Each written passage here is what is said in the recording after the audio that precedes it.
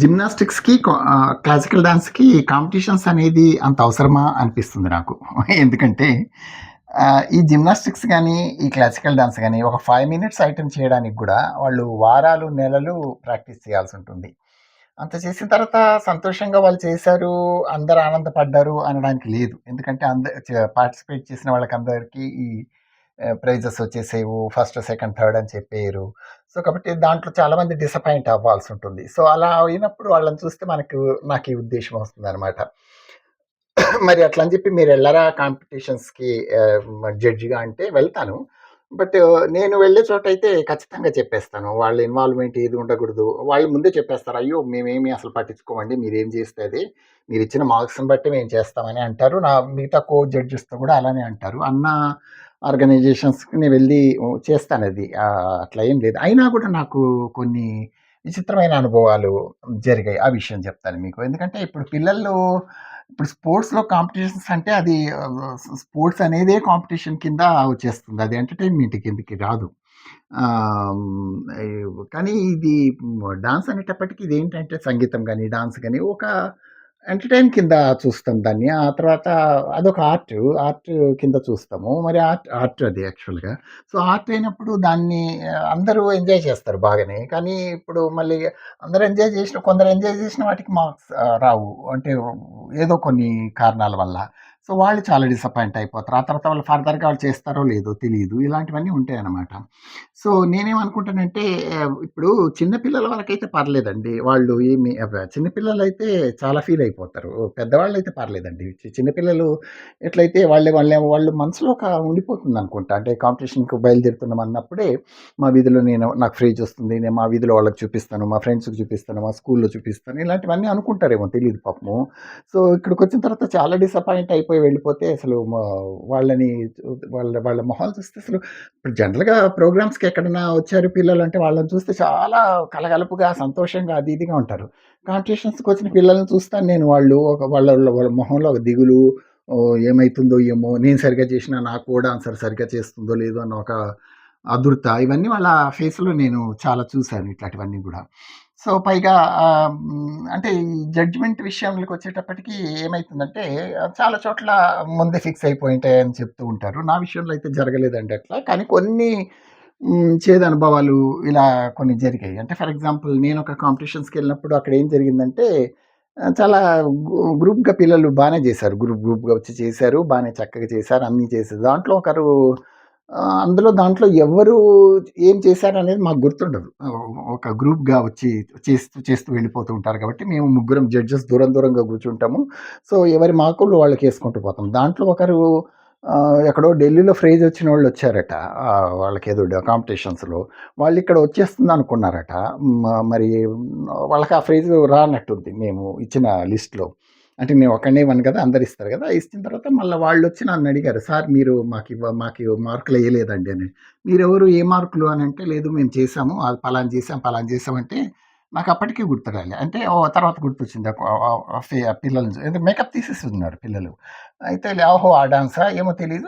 నేనైతే మార్క్స్ ఇచ్చాను. దేనికెన్ని ఇచ్చానో మాకు తెలియదు గానీ ఇచ్చే ఉంటాం కదా! మాకు తెలీదు అనంటే, "లేదు సార్ మాకు ఢిల్లీలో మేము గెలిచొచ్చాం. మాకు రాలేదు" అది ఇది అంటే, "ఏమో బాబు ఆర్గనైజేషన్ నేనొక్కడిని కాదు మిగతా జడ్జెస్ ఉంటారు. ఆర్గనైజర్స్‌ని పోయి మీరు అడగండి" అనంటే, వాళ్ళక్కడికెళ్ళి పెద్ద గొడవ పెట్టుకున్నారు. అంటే ఇట్లా జరుగుతుంది. అంటే ఇప్పుడు వాళ్ళు గొడవ పెట్టడం అంటే ఇప్పుడు వాళ్ళ పిల్లలు గూడా అనుకునుంటారు. అంటే మాకొచ్చేస్తుందేమోనని. అంటే ఇప్పుడు మేము ముగ్గురం ఏసిన దాంట్లో ఎవరేసారో, ఎవరెయలేదో అవి మాకు తెలీవు కదా! సో, అట్లాంటివన్నీ ఉంటాయి. సో, పైగా ఏంటంటే చాలా విచిత్రంగా కొన్ని చోట్ల ఎలా జరుగుతుంటుందంటేనండి, ఈ పిల్లలు చేస్తూ ఉంటారు. చేస్తూ ఉన్నప్పుడు ఈ అభినయాలు అవి ఇవి వస్తేనేమో బానే చేస్తారు. అక్కడ వాళ్ళకేమి ప్రాబ్లమ్స్ ఉండవు. జతులు చేసేటప్పుడు వాళ్ళ ఎక్స్‌ప్రెషన్స్ చూపించరు. అంటే ప్రతిదీ సారు లేకపోతే టీచరమ్మ చెప్పిన ఎక్స్‌ప్రెషన్సే చూపిస్తారనుకుంటా. వాళ్ళ సొంతంగా ఏవి చేసుకుంటున్నట్లేదు. జనరల్‌గానండి ఈ ఈ అభినయాల్లో వాటిలలో ఎంత ఒక 80% మాత్రమే మాస్టర్ చెప్తారు. మిగతా 20% వాళ్ళు యాడ్ చేసుకోవాలా. ఇప్పుడు అందరూ ఒకేలాగా చేస్తే మోనోటోనీ అయిపోతుంది గదా! సో, అట్లా చేయకుండా వాళ్ళు ఎక్కడ పొరపాటు చేస్తారంటే అభినయం చేసి కొన్ని జతులు ఇప్పుడు శబ్దంలాగా కొన్ని ఉంటాయి గదా! జతులు తర్వాత సాంగు వర్ణంలో లాస్ట్‌కు ఒక 2 లైన్‌లొస్తాయి. సో, అట్లా చేసేటప్పుడు జతిస్వరంలో ఇలాంటివన్నీ చేసేటప్పుడు వాళ్ళు జతులొచ్చేటప్పటికి కింద చూస్తూ ఉంటారు. అంటే అభినయం వచ్చినప్పుడు దానికి తగ్గట్టు చేస్తూ ఉంటారు. జతులొచ్చేటప్పటికి కింద చూస్తుంటారు. ఆ కింద చూస్తుంటే అసలు వాళ్ళెందుకు డాన్స్ చేస్తున్నారనిపిస్తది. పైగా జతులు చేసేటప్పుడు ఏ ఎక్స్‌ప్రెషన్స్ చూపించకూడదని ఎవరు చెప్పారో ఏమో తెలీదు గానీ, ఆ ఫేస్‌లో ఒక నవ్వు గాని, బాధ గాని ఏమి ఎక్స్‌ప్రెషన్స్ చూపించేవి కావు జతులు. అయినా కూడా ఒక స్మైలింగ్ ఫేస్ అయితే ఉండాలి గదా! ఇప్పుడు నేనేదో నన్నెవరో బలవంతంగా తోసేసినట్టు చేయకూడదు ఆ విషయం. అభినయాలు మాత్రం చేసేసి ఆ జతుల కాడ అలా చేస్తారు. అక్కడ కొందరు పోనీలే ఏసేద్దాం మార్కులనుకున్నా కొందరు ఒప్పుకోరు గదా! సో, అట్లాంటివుంటాయి. అక్కడ ఇప్పుడు రిమార్కొచ్చిన చోట్ల ఆ రిమార్క్ టిక్కేసేస్తారనమాట అట్లాంటివన్నీ. సో, ఒక్కొక్కసారి కొత్తలో నేనేం చేసేవాడినంటే అలా మార్కులేసేయటము, వచ్చేయటము. ప్రైజులిచ్చేసిన తర్వాత చూసి వచ్చేయటమే తప్ప నాకు వాళ్ళు కొందరు డిసప్పాయింట్ అయిపోతుంటే ఏం పట్టించుకునేవాడిని కాదు. అది నాకు సంబంధించింది కాదు కదా అనుకునేవాడిని. తర్వాత ఆలోచించాను. ఓహో! ఇట్లా కాదు. మనం గూడా వాళ్ళకేదైనా చెప్పాలా? వాళ్ళేం పొరపాట్లు చేశారో చెప్పాలా? వాళ్ళేం చేశారో చేశారో బాగా చేశారో అదని చెప్పాలా? ఏం సరిగ్గా చేయలేదో అవి గూడా చెప్పాలా? అంటే ఒకరొకరిని కాకుండా గ్రూప్‌గా ఎందరైతే చేశారో వాళ్ళలో కొన్ని కొన్ని విషయాలు చెప్పొచ్చు మనం అనుకోని అప్పుడు ప్రతి కాంపిటీషన్ అయిపోయిన తర్వాత నేను లాస్ట్‌లో చెప్తాననమాట అందరికీను. అంటే స్టేజ్ మీదనే అంటే చూడండి మీరు ఇలా చేశారు, ఇలా చేయకూడదు, ఇలా కింద చూస్తున్నారు, ఇట్లా చేతులు చూసి చేయటం లేదు. సో, ఇట్లాంటివన్నీ చెప్తాం. ఇప్పుడు చేతులు ఇలా చూడకుండా ఇలా చూస్తారు మళ్ళా. అదేంటో మరి. ఆ పక్క చూడరసలు. సో, ఇట్లాంటివన్నీ ఉంటాయి. సో, అవన్నీ వాళ్ళ పొరపాట్లన్నీ వాళ్ళు చెప్పిన తర్వాత వాళ్ళు గూడా ఓహో! మేమేదో తప్పే చేసుంటాం. అందుకనే మాకు రాలేదని వాళ్ళకు ఒకలాంటి స్వాంతన మనసులో ఉంటుంది. ఆ తర్వాత వాళ్ళెళ్లి మిగతా మిగతా నెక్స్ట్ టైమ్ ఆ ప్రాబ్లమ్స్ చేయకపోవచ్చు. కాకపోతే నా దగ్గరొచ్చి అడుగుతారు. సార్ మీరు చెప్పింది చాలా మంచిగుందండి. మేమలా చేసామో లేదో తెలియటం లేదు గానీ, ఇక ముందు మాత్రం మేమట్లా చెయ్యము అని వాళ్ళు అంటూ ఉంటారనమాట. అంటే ఇప్పుడు కాంపిటీషన్ అనేటప్పటికి ఫ్రైజే అదే ఇది కొందరొస్తారండి. మేము పార్టిసిపేట్ చేస్తే చాలనుకుంటూ వస్తారు. వాళ్ళతో ఏం ప్రాబ్లమ్ లేదు. కానీ కొందరు ఏమనుకుంటారంటే మరి వాళ్ళ ఇంట్లో ఏం చెప్తారో, వాళ్ళ స్కూల్‌లో ఏం చెప్తారో తెలీదు. మేము గెలిసే రావాలనుకుంటారో మరేమో తెలీదు. వాళ్ళు చాలా కొందరైతే కళ్ళలో నీళ్ళు తెచ్చుకుంటారు. అవన్నీ చూస్తే బాధనిపిస్తుంది. అంటే నాకు కూడా ఒక్కోసారి అంటే నేను డాన్స్ విషయంలో నాకంత సెన్సిటివ్‌గా నేనేం ఎందుకంటే చేస్తూనే ఉన్నాం కాబట్టి మేమంత ఫీల్ కాము గానీ, జిమ్నాస్టిక్స్ అవి చూస్తున్నప్పుడు కూడా నాకనిపిస్తుంది. అరే! క్లాసికల్ డాన్స్ కంటే ఎంత కష్టపడి చేస్తారు వీళ్ళు. వీళ్ళకేంటి ఆ చిన్న మార్క్ ఏదన్నా ఒకటి పోతే వాళ్ళు తీసేస్తున్నారు గదా! అన్నట్లా ఫీల్ అవుతుందనమాట. అయితే కాంపిటీషన్స్ అనేది ఎంకరేజ్‌మెంట్ కొరకు అని చెప్తారు.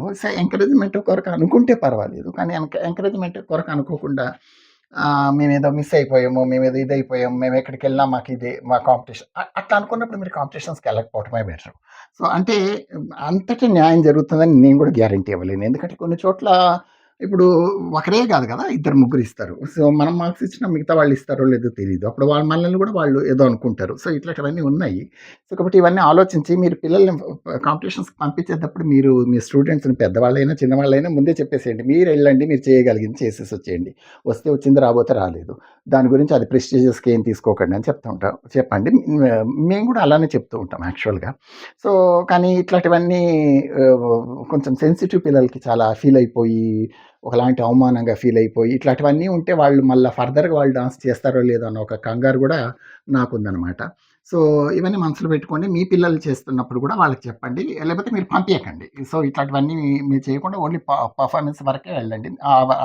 అలా గూడా చేసినా గూడా వాళ్ళు ఆ విషయంలో సంతోషంగా ఎందుకంటే వాళ్ళని మళ్ళీ మళ్ళీ బాధ పెట్టడము మీకు భావ్యం గాదు. నాకు భావ్యం గాదు. Okay. Thank you so much.